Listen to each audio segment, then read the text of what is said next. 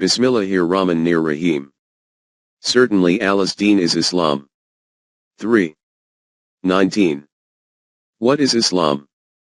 Translation of Islam ki hai? What did Allah say? The Quranic perspective. Ghulam Ahmed Parwez 1964. Talui Islam Trust. Registered. 25B, Gulberg 2, Lahore. 6. The Law of Requital. We have seen in the previous chapter that the whole concept of deen revolves around the focal point that man's every deed, even a passing thought crossing his mind, gives rise to an effect, and these effects are produced according to the divine laws. In other words, whatever the divine law has stated will be the particular effect resulting from any action, that same effect will always be the result of that action. There can never be any change in it. E.g. a person who swallows poison will die. This is because Allah, according to his physical law, has made poison harmful, so it can never happen that you swallow poison and it should have no effect on you, or that it becomes a life giver for you. 6.1 What is the law of requital?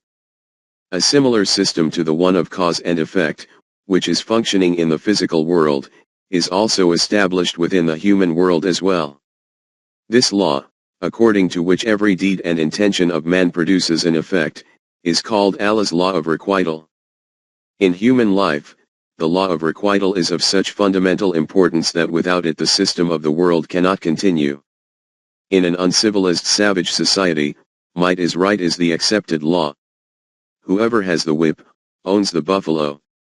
Whereas in a civilized society this issue as to who owns the buffalo is settled according to the law and whoever goes against this decision is punished accordingly. 6.2 The law of requital within the human system. But within the human system there remain many flaws.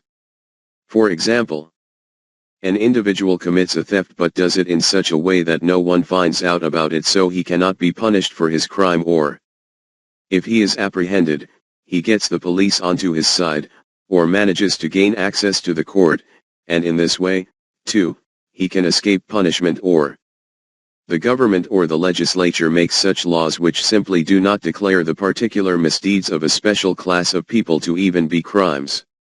Just as in the capitalist system such laws are formulated according to which not giving full wages to workers is not considered a crime, or a nation formulates such laws according to which exploiting and looting other nations cannot be declared as being a crime. In the present era, when human beings are divided by nationalism, every nation of the world formulates those kinds of laws according to which the welfare of their own people is a praiseworthy deed, even if they have to go to any lengths to deal with other nations. Modern Machiavellian politics is fundamentally based on this principle. According to this type of politics, the greatest man is that patriot who will even go to the lengths of fleecing other nations in order to protect the vested interests of his own nation. Hence, in this connection, Cavour, a thinker of Italy, used to say, "If we did for ourselves what we do for our country, what rascals we should be." And it was a belief of Walpole that a principled man can never save a great nation because an honorable man can never go to that extent to which it becomes necessary. In order to do this. 6.3 The law of requital in the divine system. Under the human system this is the state of the law of requital, but in the law of requital under the divine system, this kind of error or omission does not remain. We see how in the physical world a man, in the solitude of his room, eats poison. He was not seen or caught by the police, nor was he punished by a court, but the effect of the poison on him was automatic. For the outcome of this action of his, there was no requirement for either a witness or a prosecutor or a court. This action leads to its result automatically according to the law of requital of Allah. It is declared in the Quran that the purpose of the functioning of this awe-inspiring system of the universe is to ensure that the precise result of every deed continues to manifest itself. Allah created the heavens and the earth for just ends, and in order that each self may find the recompense of what it has earned, and none of them be wronged. 45. 22.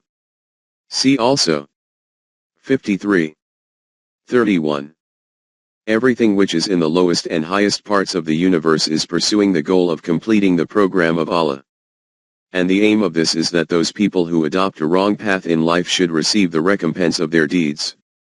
And that those who live a righteous life should receive a pleasant recompense in return. In another verse, it is stated, He it is who created the heavens and the earth in 6 stages, and his control is over the source of life, water. And this is to see which of you is best in conduct. 11. 7. For this aim, forces of Allah are present in the whole universe. 48. 4. Which keep an eye on the deeds of every single individual. In Surah Al-Arad it is stated, He knows the unseen and that which is open. He is the Great, the Most High. So his system of accountability is free from interference. It is the same to him, whether any of you conceal his speech or declare it openly, whether he lies hid by night or walk forth freely by day. For each there are such forces in succession, before and behind him. To note down details, they guard him by command of Allah. Allah does not change a people's lot unless they change what is within their own selves. 13. 9-11. You can understand it as follows. But verily over you are appointed forces to keep watch on you, honorable, writing down your deeds. 82. 10-11. Not only the visible deeds, but even the deepest innermost thoughts which cross our hearts. It was we who created man, and we know what dark suggestions his self makes to him. For we are nearer to him than his jugular vein. 50. 16. The name of this personal record is the book of deeds which remains glued to each individual. Every man's fate we have fastened on his own neck. On the day of judgment we shall bring out for him a scroll, which he will see spread open. It will be said to him, Read your own record. Sufficient is yourself this day to make out an account against you. 17. 13-14. 6.4 Every deed establishes its mark. We have already mentioned that the meaning of the law of requital is that the effect of every deed of man continually affects his self. It is possible that under the human system a man may somehow or other shroud his crimes. But under the law of Allah the effects of these crimes which affect his self will not be able to be hidden by anyone when the time comes for the manifestation of results. Nay, man will be evidence against himself, even though he were to put up his excuses. 75. 14-15. It will be said, You were heedless of this. Now have we removed your veil, and sharp is your sight this day. Nothing can obstruct your vision. 50. 22. At this time, every veil of intellectual deception is lifted, and vision becomes so sharp that even the greatest obstacle cannot cause any obstruction in its path. 6.5 Reward and punishment of deeds. From these explanations, whereas this reality has become apparent that, according to the law of requital of Allah, no deed of man can remain without being accounted for, it has also become evident that the reward or punishment for deeds does not come from outside, but is the natural and essential consequence of these deeds themselves. For example, you can understand it as asking a laborer to deliver a note to a certain individual whose home is 3 miles away and paying him 8 annas for this task. This laborer has no interest in this note, nor any concern as to the reason why you are sending this note to this individual. He is only concerned with the remuneration for his labor, which is obtained externally. In such matters, a deed and its consequence has no internal connection or relation. Contrary to the above, you go out for a walk every morning for 3 miles. This results in a beneficial effect on your health. This is the natural consequence of this action, i.e., the 3-mile walk. In other words, you do not receive the recompense for this deed from the outside, this result is intrinsically hidden within the deed. As another example, a student becomes absent from school and the teacher fines him. The effect which this absence from school has on the student's educational ability has no relation or connection to the fine. It is also possible that the student will pay the fine by taking money from his father, in which case the punishment was received by the father, and not the student. But if a child puts his finger into a fire, then the pain he experiences will be the natural and necessary consequence of his action. This pain of his cannot be transferred to his father, or for that matter, to anyone else. The recompense of this deed of his was hidden within the deed itself and he has to bear it himself. A third example can be understood as follows. A person earns some money by his effort and labor and from this income buys some ghee which he consumes. It is obvious that by eating this ghee his body will gain strength. Contrary to this, another person steals ghee and eats it. The effect of this ghee on his body will be exactly the same as the effect on the individual who eats ghee bought from the income earned as a result of his own hard work. This means that as far as the physical laws are concerned, ethics has no effect on them. But this does not mean that in the case of humanity as well, there is no difference between the purchasing of ghee using earned income from personal labor, and acquiring it through stealing. The effect of this action affects the human self, and this is that very point where the sphere of the law of requital commences, which is related to the world of humanity. From this discussion, the following truth is apparent. No deed of man can remain without producing its effect. The consequence of living life according to the permanent values is that it results in the development of the human self. Going against these values results in the human self becoming destroyed. These effects are hidden within human deeds, i.e. these are their natural and essential consequences. These effects cannot be transferred to someone else. 6.6 The effects of one's deeds cannot be borne by another. In this connection, the Quran has clearly stated, "And if anyone does something which affects his self, he earns it against his own self." 4. 111. In another verse, "If you did well, you did well for yourselves. If you did evil, you did it against yourselves." 17. 7. In other words, whoever works righteousness benefits his own self. Whoever works evil, it is against his own self. 41. 46. This was the reason that the voice of revelation declared in very clear words, "Now have come to you, from your sustainer, clear and manifest evidences. If any will see, it will be for the good of his own self. If any wishes to remain blind, it will be to his own loss. I am not here to watch over your doings." 6. 104. The truth is that, as noted in Chapter 2, the individuality and uniqueness of human personality means that those effects which are imprinted on it cannot be shared or participated in by anyone else.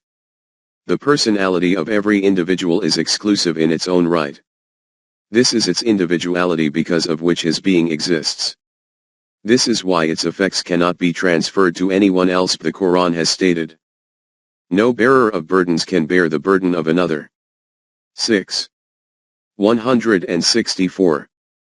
And this is such an established and immutable law on which the whole structure of Deen is raised. For this, let us once again look at the example which has just been quoted. You put your hand into fire and your hand is burnt, due to which you are in severe pain. If you have 10 compassionate friends by your side who would not hesitate to lay down their lives for you, even then none among them can share your pain. It cannot be that your hand is burnt and the pain is experienced by your friend.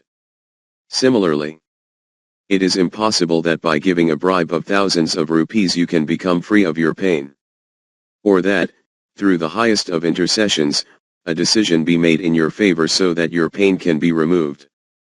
By putting your hand into fire, you have disobeyed a law, and you will have to face the punishment for this. This is that law of requital about which it is stated, "Then guard yourselves against a day when oneself shall not avail another nor shall intercession be accepted for him, nor shall compensation be taken from him, nor shall anyone be helped from outside. 2. 48. You should always bear in mind the manifestations of the consequences of your deeds when the situation will be such that no individual will be of any use to another. Nor will anyone's intercession be accepted, nor will anyone be able to escape by offering compensation, nor will anyone be able to help a criminal. This is the immutable law of Allah in which there is no change or alteration. 6.7 Deeds of Nations. So far, we have discussed that part of the law of requital which relates to the individual life, self, of man. But as has already been mentioned, on the one hand the development of the self of an individual takes place within a collective life. And on the other hand these individuals shape a society which fulfills the duty of taking humanity to its intended aim. Therefore, the law of requital, as with individuals, also encompasses nations within its sphere.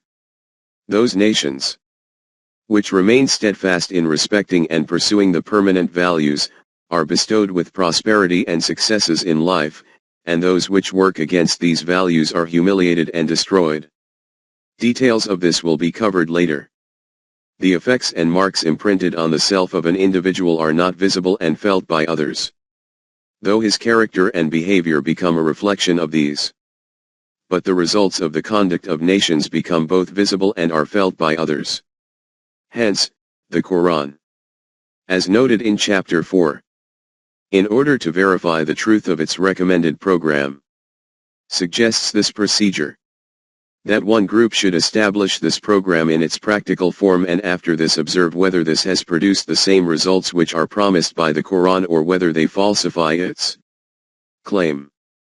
The Quran, addressing Rasulullah, says, "Say, O my people, do whatever you can. I will do my part. Soon will you know who it is whose end will be best in the hereafter. Certain it is that the wrongdoers will not prosper." 6. 135. Tell them, you work according to your program in your place, and I will work according to my program in my place. It will become apparent to you from the results themselves who is the recipient of success in the end. 6.8 Pragmatic Test. The method to recognize the law of requital according to its results, which is known as the pragmatic test, is the best technique of all. There cannot be any more precise and definite technique other than this. However, a difficulty arises in this which has been noted in chapter 1. Basis of Deen. i.e. if we leave this law to operate at an evolutionary pace, then for the deeds and their result to manifest takes a very long time which, according to our calculation, could be thousands of years or more. The way to reduce this time period is for the human Jamaat to become the companion and helper of the divine law. In this way, those results will become manifest according to the human time scale. As far as the self of an individual is concerned, no matter how long the time period lasts between the commission of a deed and the manifestation of its effect, this makes no difference, because human life does not end with the death of the physical body as it continues on even after this. Therefore, if these effects do not manifest here in this life, then these manifest after death. This is that point where, having reached it, certain such beliefs and concepts appear before us which are generally cited in the world of religion, e.g.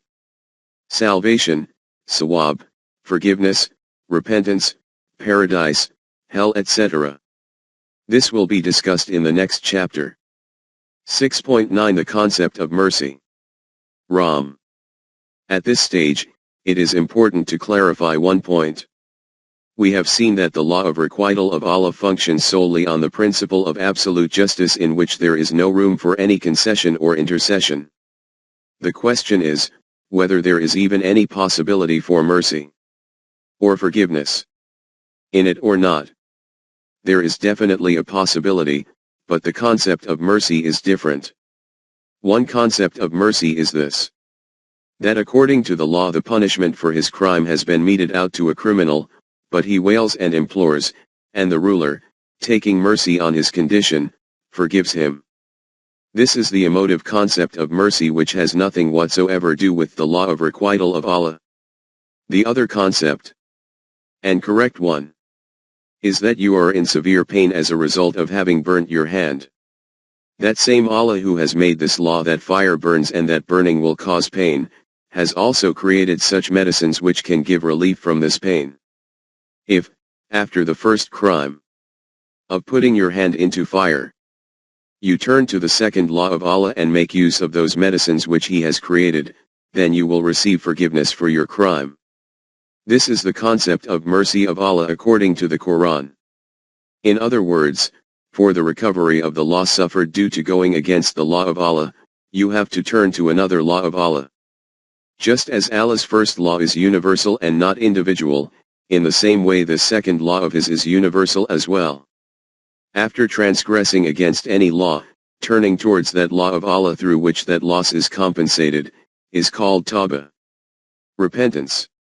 And by following this second law, acquiring protection from the destructive effects resulting from disobedience of the first law, is called maghfirat, protection. The very meaning of maghfirat is protection. According to the law of requital of Allah, the concept of, go, you are forgiven is wrong. This law of tawbah and maghfirat of Allah is applicable to nations in the same way that it is to individuals. If a nation goes against some law of Allah, then the technique to protect itself from the destructive effects of doing this is that it should obey that law of Allah whose effects are constructive and profitable, with even more determination and enthusiasm. The constructive results of this law will provide the means of protection, maghfirat, from the destructive effects of the former mistake.